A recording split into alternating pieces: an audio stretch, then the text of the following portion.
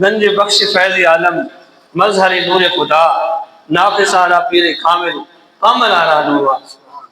یعنی خواجہ معین الدین چشتی جن کو سلطان الہند کہا گیا ہے، وہ بھی اس سے بڑے پیر کے پاس آئے جن کا آج قلعہ گاہ بھی جو ہے وہ دادا صاحب کے سامنے جو ہے وہ موجود ہے. آپ دہلی سے چل کے یہاں پہنچے اور دادا صاحب سے فیض حاصل کرتے رہے.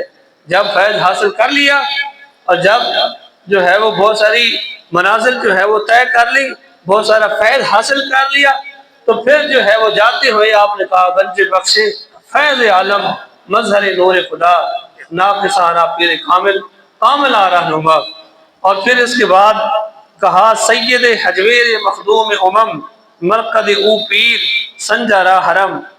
یہ بھی جو ہے وہ خواجہ معین الدین چشتی اجمیری نے کہا کہ سید حجویر امتوں کے مخدوم ہے، اور کہا آپ کا روزہ خواجہ معین الدین چشتی اجمیری کے لیے حرم کا مقام رکھتا ہے. سلطان الہند جن کے جو ہے اشارے سے یا جن کی جو ہے وہ تعلیمات سے 90 لاکھ لوگوں نے کلمہ پڑھا ہے، وہ بھی فیض حاصل کرنے کے لیے خواجہ دادا صاحب علیہ رحمہ کی بارگاہ میں حاضر ہوئے اور کہا کہ ان کا جو روزہ ہے وہ سلطان الہند خواجہ معین الدین چشتی اجمیری کے نزدیک حرم کا جو ہے وہ درجہ رکھتا ہے.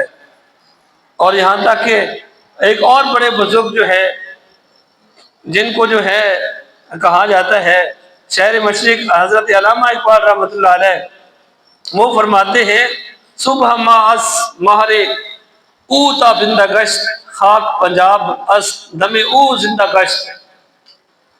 کہتے ہیں میری صبح کے آفتاب بھی ولایت سے روشن ہو گئی اور اب پنجاب کی سرزمین دادا صاحب علیہ رحمت سے دوبارہ زندہ ہو گئی ہے. دادا صاحب علیہ رحمہ ایسی ہستی ہیں جنہوں نے پنجاب کو جو ہے مزید جو ہے ایمان کی وجہ سے، دین کی وجہ سے، آقا کریم صلی اللہ علیہ وسلم کی تعلیم کی وجہ سے، آپ کے اخلاق کی وجہ سے اور حسن کردار کی وجہ سے جو ہے پنجاب کی زمین کو دوبارہ کیا زندہ کیا ہے. آپ کو 1000 سال کے قریب ہونے والا ہے. آج بھی دادا صاحب علیہ رحمہ کا نام روز روشن کی طرح عیا ہے اور واضح ہے، اور ہزاروں کی تعداد میں لوگ روزانہ آپ کو سلام کرنے کے جاتے ہیں، دعا کرتے ہیں. ایسی زندگی دادا صاحب علیہ رحمہ نے جو ہے وہ بسر کی ہے. تو یہ ہمارے لیے بزرگ جو ہیں اللہ کے ولی، یہ ہمارے لیے مشعل راہ ہیں.